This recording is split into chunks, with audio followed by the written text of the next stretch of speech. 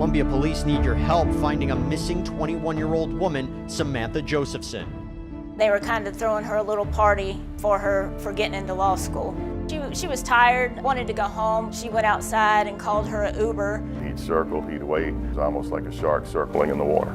She willingly got in the vehicle because she thought it was her Uber. Drives off, and that's the last time that we could see her on any kind of video. He has the child locks on, so she cannot open the door, she cannot roll the windows down. They are on and locked. Well, this was more than a missing person. This was an abduction. It was a complete panic. My heart dropped to my stomach. And I just watched that video of her getting in that car easily 100 times prior to going to shift. He is going to be a black color. All right, here's the deal, man. I pulled your car over because it matches the suspect. Get your hand in your pocket. What are you, crazy? Get over here. Hey, get over here! I think God had his hand on us that day. There was certainly some divine intervention. I got him. Get on, guys. Get on the ground. Stop moving. Samantha Josephson's footprints were on the window of Nathaniel Rowlands' Impala. This was her cry for help. Wildly swinging, wildly stabbing, in whatever rage is going on, and there's not a cut on him? How do you accomplish that with this? Your wife is in a bar. You said she's unresponsive. This is what he's going to tell you. How to get out of that situation. And I grabbed the gun. Trying to find the first place to put a body. No, sir. The only thing they could do was kill him. You want to say anything? We, the jury, and to find the defendant.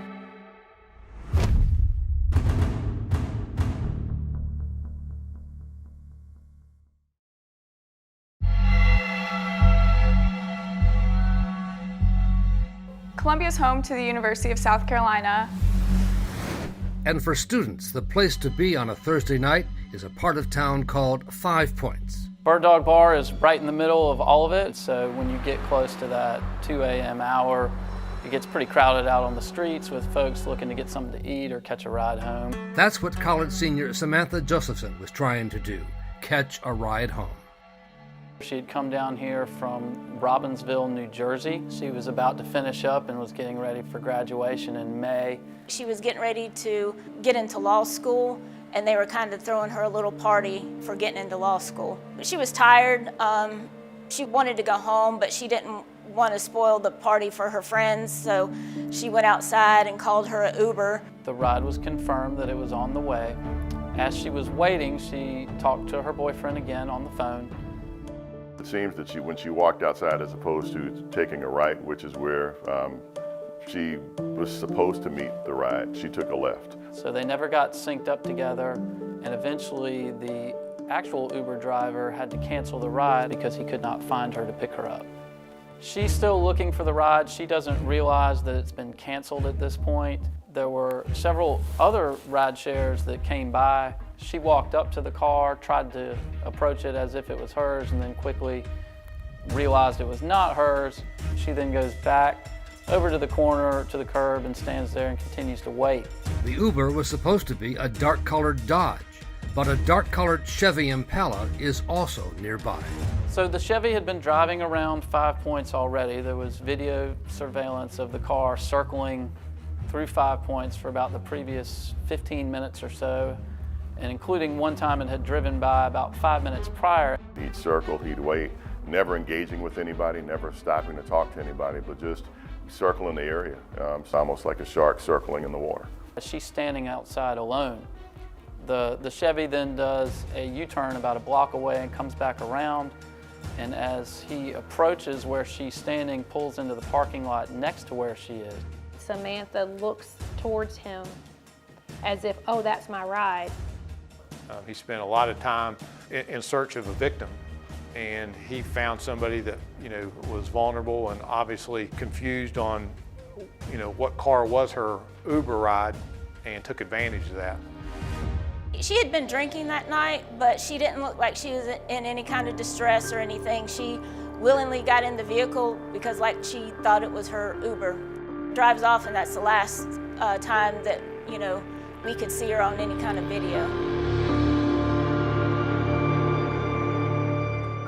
The darkened windows made it impossible to see what was happening inside, but the car was driving off in the wrong direction. So it wouldn't have taken very long for her to recognize he was not driving in the direction of her apartment. He has the child locks on, so she cannot open the door, she cannot roll the windows down. They are on and locked.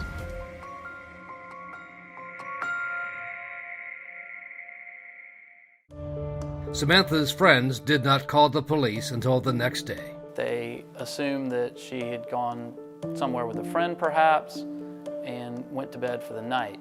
When they awoke the next morning and saw that she still was not there, that's when they began to worry and attempted to try to find her. She worked in a local restaurant here in Columbia, and she was due to work that morning and never missed work, was never late for work. Using a feature on her phone, Samantha's friends tracked where she had gone. And at some point in time, her phone just stopped tracking. Then the friends went back to the Bird Dog restaurant and got the surveillance video. Now it was time to call the police. So it was like 10 hours after she'd been missing. Well, this was more than a missing person. This was an abduction. Samantha would call us or text us every day, and she hadn't done so that day. I actually put out what we call a BOLO, be on the lookout. We couldn't get a license plate. All we could get was that it was a black Impala. That was pretty much all we could get from the video. Couldn't pinpoint the car owner at that point, but we could say it was a late model Chevy Impala, and we're able to at least narrow the search down a little bit from there. Time was of the essence to find Samantha as new clues came in, videos of the possible suspect. He attempted to use her debit card or a credit card multiple times at different banks, 2 times at a Wells Fargo that was in Sumter, South Carolina at an ATM, and 9 times actually at another location about 45 miles from that was actually in the Columbia area. And then the staff at a Wendy's drive-thru reported they may have seen the suspect in his car, a white sheet covering the headrest and part of the back seat. But there was no sign of Samantha Josephson. So it was a complete panic. My heart dropped to my stomach. For whatever reason, I knew that I had to get down there. Samantha's parents, Marcy and Seymour Josephson, headed to South Carolina from their home in New Jersey. And I would say about maybe 4 hours into the ride, 5 hours into the ride, Officer Odom called me from the Columbia Police Department, and for the second time asked me, what's my ETA? And I hung up the phone, and I just said, this is not good. I said, this is going to end really bad. There had been an ominous report an hour and a half away from Columbia from the sheriff in the Clarendon County town of New Zion. It is in the middle of nowhere. 2 hunters had been in the area, were looking for turkey, and just came upon her body. She was covered in her own blood on her face, her arms, her legs, her feet. There were numerous wounds all over her body. They called up to our department and requested a picture of her, which came off the video that she was last seen in, so she had all the same clothes that she was found in. And when we got to the police department, they brought us into a conference room. They really couldn't identify her because of everything that had happened, how bad she was. And they said that we're very confident that this is your daughter. And then the parents had to tell their other daughter, Sydney, still back in New Jersey. And that was the hardest call I ever had to make, was telling Sydney that her younger sister was dead. You know, broke our heart. But to hear her drop to the ground screaming and not being there for her hurts. Still does to this day. Police vowed to the Josephson that they would find the killer, the mystery man in the black Chevy Impala.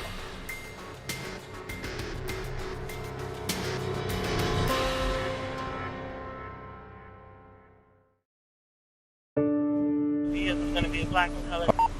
You know, there was immediate fear throughout the community and that we had a predator on the loose. We literally were looking for a black Impala citywide. We had every officer that was available looking for that car, and you know, we had our foot on the accelerator and we didn't take it off till we were able to make an arrest.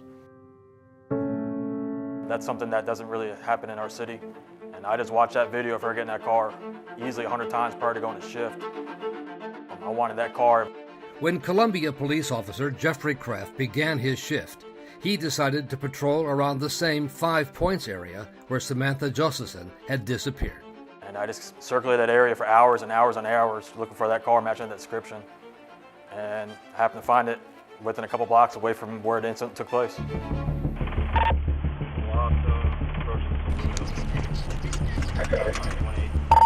Temple.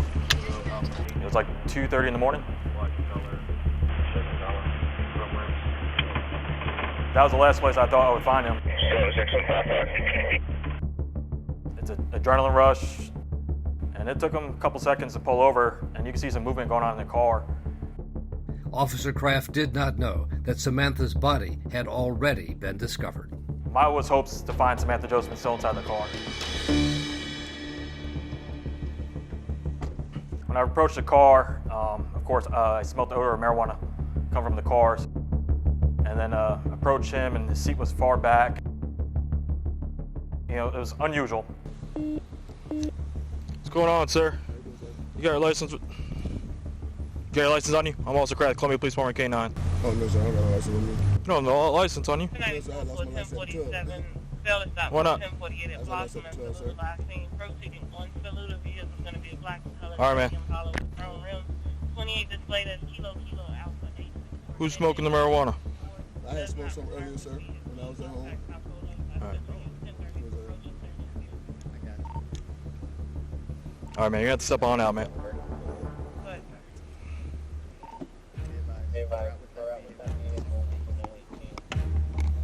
right, here's the deal, man. I pulled your car over because it matches the suspect. Get your hand in your pocket. What are you, crazy? Get over here. Hey, get over here! Go and run! Hey, I'm gonna release the dog! I can't, I was just gonna see if he'll stop. Bravo Mike wearing a gray sweatpants, gray sweatshirt. Wakama, doors blocked, 500 block. Nunez, keep going, he's gonna be on your left. He outran me, he was fast. 10-4, I'm gonna go back to the car. And rule of thumb, you really shouldn't leave the car, especially, you know, my thought is, hey, that's where there's evidence inside the car. And there was a female passenger in the front seat who should know the identity of the driver who ran away. What's his name? Nate. Nate, the first clue to the suspect's identity.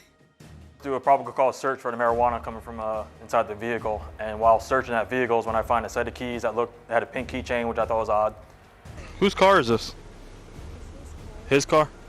Does it usually have pink keychain? It's a sister. Looking for anything that might belong to Samantha, the missing person called an 81 in police jargon. Hey, do you know what kind of cell phone our 81 has?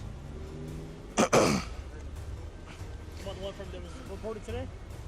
I haven't heard anything about it. That's why I stopped it, because it matches the description. Okay. I'm finding the girl's cell phone and the girl's keys in the driver's seat. Yeah, the wheels match.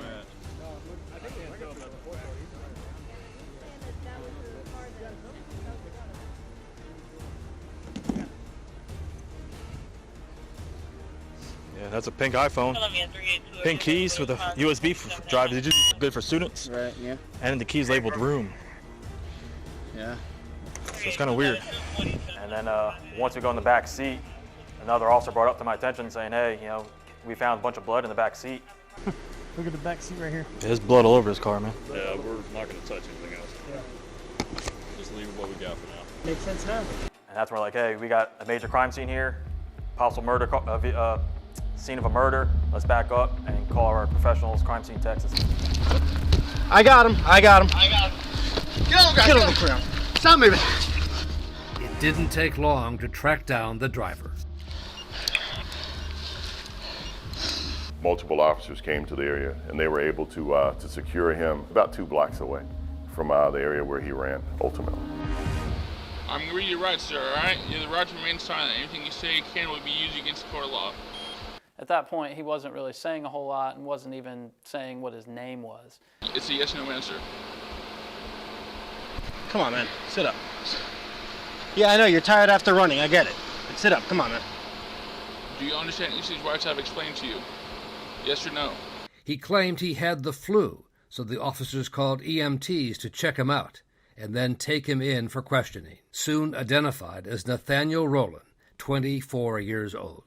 He was reluctant to provide much information. Initially, he denied having been in 5 Points the night before. He indicated that he had been going to house parties the night before, but he could not provide any specific information about who he was with or what parties he was at or anything of that nature. And Rowland denied having been anywhere near the town of New Zion, where Samantha's body had been discovered. Investigators later found out that his parents actually still live, and his family still lives in the New Zion area. So New Zion is not a big town. It's a small place. It's not some place that you go to unless you're trying to get there. And as you start putting the pieces of the puzzle together, that was one of those pieces that was a major piece. That just, the place where she's found just happens to be a little, a mile as the crow flies from his family home. But investigators were scratching their heads over why Rowland, if he was indeed the killer, would have driven right back into the 5 Points area, where police were looking for a black Chevy Impala. Well, that's a great question for a psychiatrist, I guess. For us, better to be lucky than good sometimes. And it's a good thing for us that criminals often make bad decisions, poor decisions. Don't know what was going through his mind. I think God had his hand on us that day. There was certainly some divine intervention. But prosecutors knew it was going to take more than divine intervention to build a case against Nathaniel Rowlands that would stand up in court.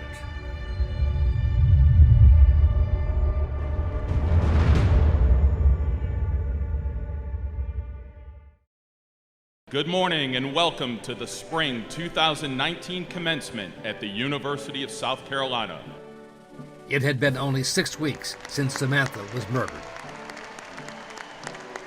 Now I'd like to take a moment to recognize and honor the life and the legacy of Samantha Josephson, our cherished 21-year-old senior political science major whose life was tragically taken from us in March. Samantha's family is here with us today, and she'll receive her college degree posthumously directly after this ceremony. Samantha's parents, Marcy and Seymour Josephson, had been hesitant to send their New Jersey daughter off to a school in the South. We talked a lot about it because it's completely different than the Northeast. She's a female, she's Jewish. But at least it seems safer to them than the big cities of the Northeast. Everybody was, very gracious and very nice upon meeting them. So yeah, it seemed safe. We just really wanted her to be happy with whatever she did. She wanted law school, so we were behind her 100%. Just wanted her to be happy. And her father had told Samantha to use his credit card to call Uber whenever she needed a ride home, to take no chances. Especially at 1 o'clock, 2 o'clock in the morning, I didn't want her walking. But the surveillance video showed how it went wrong. Because what the kids told us that they were doing, they would say, "Are you here for Samantha?" So if Samantha said that when she got in the car, he would have said yes, and then they would have taken off. If she said to the driver, or, "What's my name?" and he couldn't respond to it correctly, then she wouldn't get in the car. But that is not what happened. And now the task for police and prosecutors was to prove that it was Nathaniel Rowlands who was behind those windows, not someone who borrowed his car, as he claimed. Well, the biggest weakness from the outset was that there was no evidence that put Mr. Rowlands in the vehicle definitively at the time that Ms. Josephson was in the car. You could put him as the primary driver of the vehicle both before and after. No one saw him get in or out of the vehicle. There was no camera or anything like that that showed his face inside the vehicle. Nor was it clear whether he was the man trying to use Samantha's debit card at the different ATM machines. He had a bandana around his head, and he also had the hoodie that he was wearing had white drawstrings, and he had on gloves as well. He pulled the drawstrings really tight so you could never see his face. And the autopsy on Samantha found she had not been sexually assaulted, so no semen to test for DNA, and no DNA that belonged to Nathaniel Rowlands anywhere else on her body, including under the fingernails. He had on multiple layers of clothing, and you're not going to have skin under your fingernails if somebody's clothed. So the key was going to be what the state police forensics team could find inside the black Chevy Impala. A footprint on the inside of one of the backseat windows, evidence of Samantha's struggles to get free. They processed it for all manner of forensic evidence, fingerprints, DNA, hair, all those sorts of things, any paperwork that's found in the car. Including an eviction notice written by a female friend of Rowlands. And ultimately that led investigators to a residence where Mr. Rowland had been spending time with a lady friend of his at the time. Her name was Maria Howard, and she had met up with Rowland the morning after Samantha disappeared. As she's actually driving his car now and he's in the passenger seat, he begins trying to clean the car. He has rubber gloves that he puts on, he's wiping down part of the console, and she sees him grab this knife, or multi-tool as it has been referred to throughout the case, this double-bladed knife that has what appears to be blood on it. He's cleaning that off, and that really raised some suspicions for her. She asked him repeatedly about all of this, and he just told her to mind her own business repeatedly and wouldn't tell her anything else about what occurred. Then they searched her home, looking for physical evidence to corroborate her story. And it was in the garbage outside, and where they located a number of valuable items of evidence, to include the knife wrapped up in plastic grocery bags. There was wipes that had been used, paper towels, clothes of his, the clothes that she had seen him wearing for the last couple of days, covered in blood. And this black leather jacket. If you look on the black jacket, there are striations that look like nails being dragged down the jacket. And so that would be she scratched the jacket in trying to scratch him. They find a ton of the evidence, and all of this is in her trash. None of it's like laying around her house, really. It's all either hidden or in the trash. And so they're able to collect all of that. When they look in his car and they see that eviction letter, if they'd have just ignored it, the trash people would have picked up the trash and all that evidence would have been gone. And Maria Howard's account also helped to explain the surveillance video from Wendy's, a white sheet visible over the headrest. And this is extremely important because you can see Nathaniel Rowlands in the driver's seat at the Wendy's drive-thru the morning to afternoon after this happened. And this is crucial because it corroborates what Maria said, that she got into the car and she noticed that there was a sheet draped over the back seat. And that was to cover up essentially the evidence, the blood, that came from Samantha Josephson. So the prosecution knew, as it prepared for trial, that much would depend on Maria Howard's decision to turn on and turn against her friend, Nathaniel Rowlands. It was very tough. She didn't want any part of this. She had nothing to do with what happened to Samantha. I mean, she was afraid for her life and her child's life.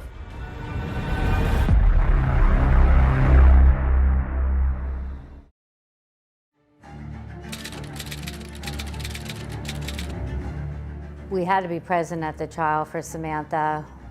As a family unit, as our friends, we just needed to be there to make sure that he got what he deserved. We'll proceed now to opening statements from the state. Solicitor Byron Gibson opened the case for the prosecution. Ladies and gentlemen of the jury, March 28th, 2019 was supposed to be a celebration. Samantha Josephson and friends were gathering together as a celebration of life. But what they didn't realize, what they could never have realized, is that the defendant, Nathaniel David Rowland, had his eyes firmly fixed on Samantha Josephson. The evidence will show that after she got into that vehicle, that's the last time that anybody saw her alive. But the prosecutor knew the jurors would soon hear from the defense about the lack of DNA evidence anywhere on Samantha's body that tied Rowland to the crime. With all things being considered, the simplest explanation is the truth.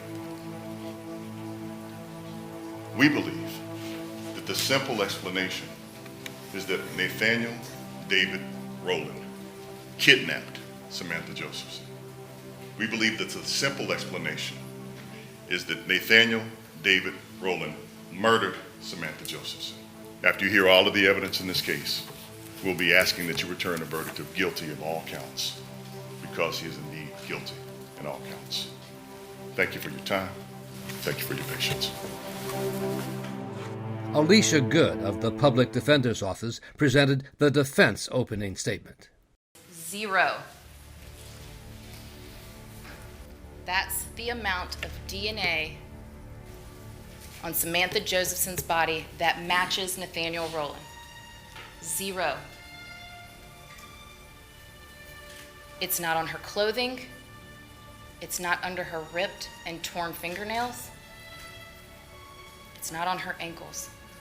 Ladies and gentlemen, there's 0 evidence that Nathaniel Rowland was the one that kidnapped and killed Samantha Josephson.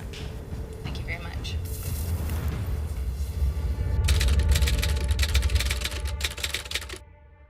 They would now call Maria Howard. Please have a seat. Stay recording the room. She was crucial to the case. They had to hear from somebody other than cops and analysts. They needed to hear from somebody who had spent some time with Mr. Rowland. Rowland's girlfriend described how she first wondered what happened to the visor she needed for her work that was missing from the Chevy Impala. Did you ask him about that? Yes, ma'am. And what did he tell you? That it was in the country. And what did you say to that? Why would it be in the country? And what did he tell you?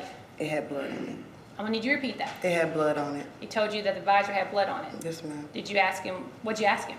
Why would that have blood on it? And what'd he tell you? You tell me. Mind my business. Mind your business. Did you ask him again? Yes. And what'd he tell you? Mind my business. And what, if anything, did you notice about the car at that point? That it was like dry blood in the car. Where in the car? On the dashboard and beside the seats. And where else did you see blood? In the back seat. In the back seat. Was anything else in the back seat? It was a sheet over the back seat and the back of the driver's seat. Matching the video of the car at the Wendy's drive-thru. These are just small things, small details that corroborate previous testimony that are extremely important. I'm going to show you what's been marked as State's Exhibit number 13 and ask if you recognize that. Yes, ma'am. What is that? The thing that he was cleaning.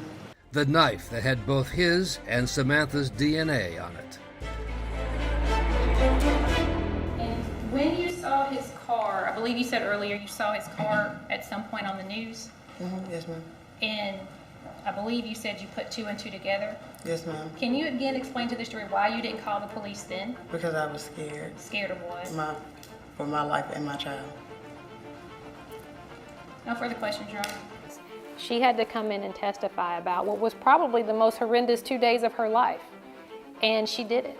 She paid the price then afterwards of having death threats and being put into bad situations, losing her job because she couldn't go back to work because of the death threats. We owe a lot to her for testifying.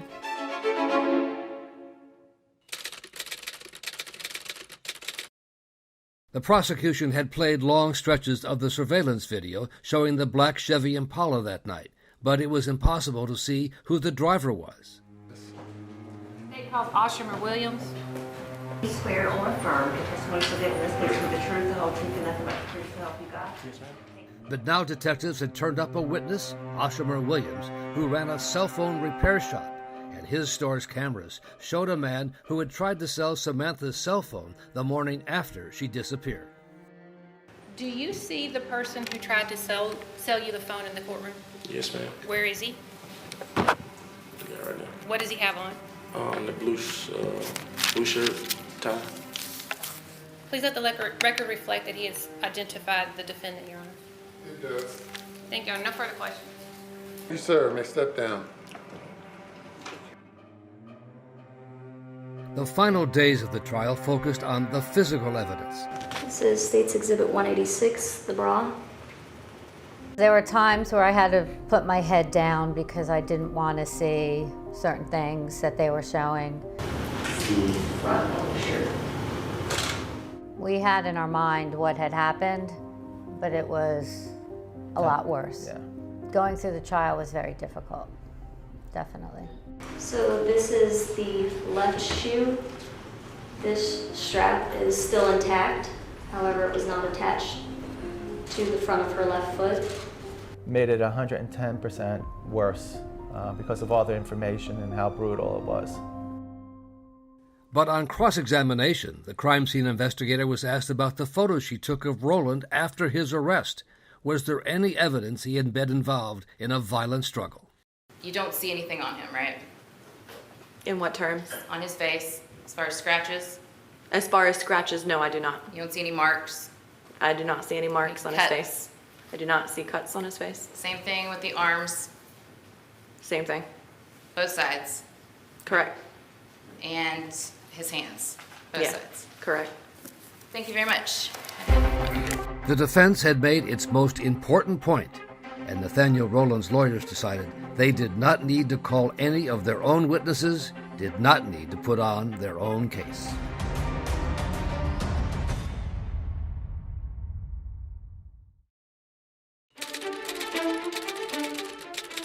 Good morning. You have heard all of the evidence. It's now time for closing arguments. Please, court. Yes, sir.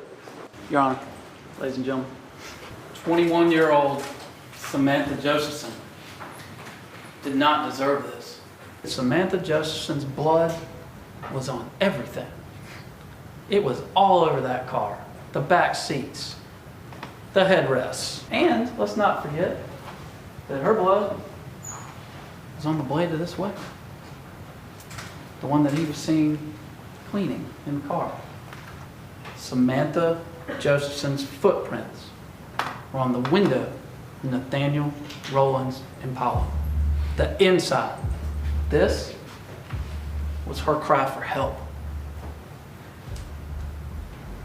This was her way to try to get somebody to help her and save her from him. But it also, what it did, she left a trail. She left her own trail of evidence. Her own trail leading right to the defendant. I told you before, Samantha's whole life was right there. It was right there in front of her. She could have been anything that she wanted to be. And it was right there for the taking to do whatever she wanted. The defendant did the taking. He took her from 5 points. He took her life. Good morning. Rowland's lawyer, Tracy Pinnock, pointed to the lack of evidence. Nathaniel Rowland did not have a mark on him. Not a cut, not a bruise.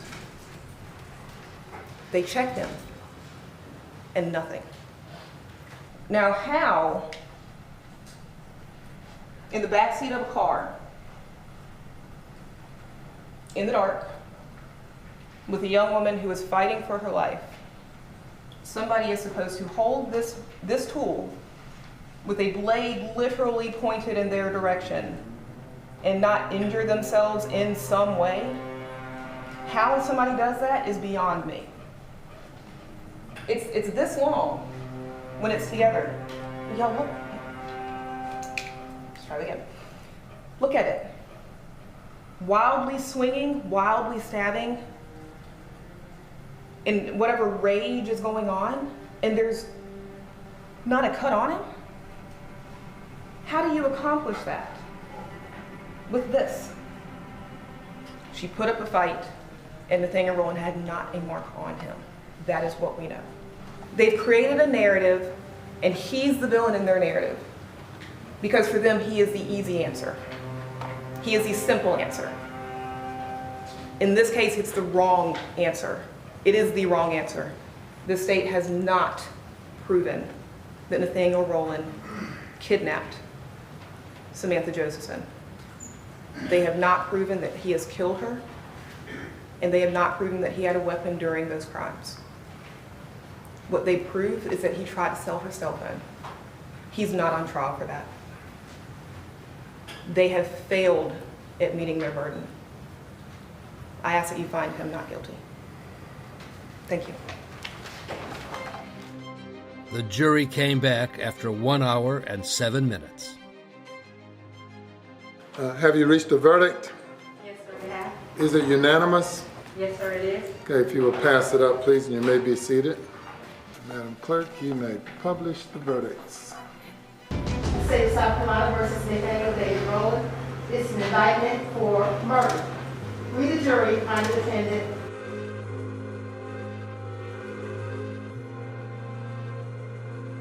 guilty.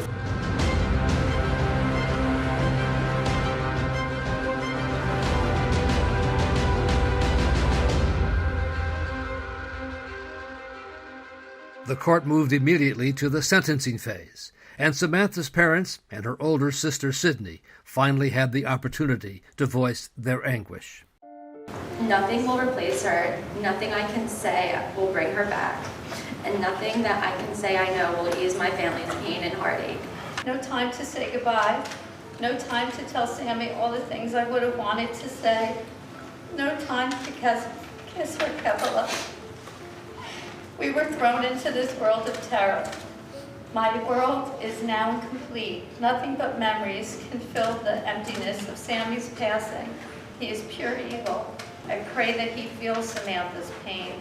But the prosecution had already decided not to seek the death penalty for Rowland, and the family reluctantly agreed. I fought for it up to the last month. I wanted the death penalty.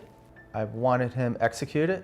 Do I tell you that I've contemplated suicide? Several times over the past 28 months. I did stop a couple times to look at him and to make sure that he knew that I was talking about him. Okay. He, the monster, has stolen this bright light, this enthusiasm of life out of me. In the end, you have taken my baby away. Judge, I only wish we could inflict the same or more pain he inflicted upon Sammy. Please, I beg you, please, give him life and never see the light. The defense called Rowland's mother, Loretta, to speak for him. Thank you, Your Honor. The state have accused our son of a crime that he didn't commit. Ma'am, I'm not going to hear any claim of innocence. Okay. He's been convicted by the jury. Okay. He's a very caring young man. I know my son didn't do this. He is guilty of murder. And if you had any testimony that you wanted to give for the jury to consider, the trial was the time to do that. I'm not listening to any claim of what he did not do. You are not a witness. But he's a loving child. He's a good person, very respectful, and respect others. And I thank the court. Thank you. If the defendant will come before the court for sentencing, is there anything you would like to say?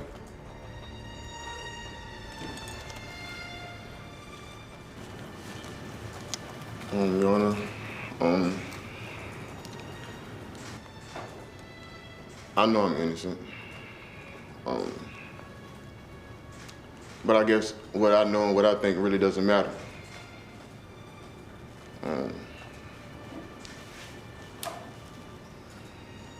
I just wish the state would have done more in finding out who the actual person was, instead of being satisfied with with detaining me and proving my guilt.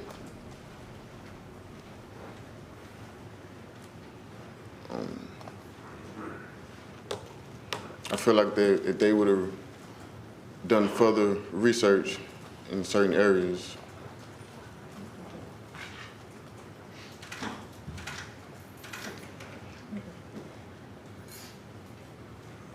that's all, y'all. I have dealt with the heartless, and you fall into that category.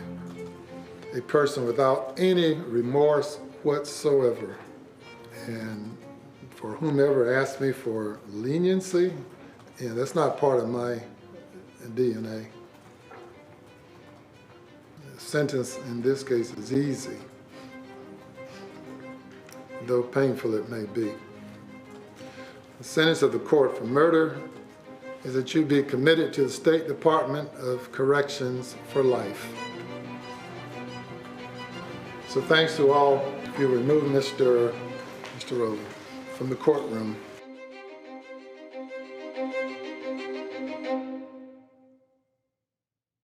Since then, the Josephsons have launched a campaign so that what happened to Samantha when she got in the wrong car that night does not happen to anyone else. If she said to the driver, you know, what's my name, and he couldn't respond to it correctly, then she wouldn't get in the car. Once you're in the car, it's too late. We started the What's My Name Foundation, hoping their daughter's legacy will be one that saves lives. Class of 2019, on the count of 3, would you join me in repeating, what's my name? My name is Samantha Josephson, all together. 1, 2, 3. What's my name? My name is Samantha Josephson. Thank you, everybody.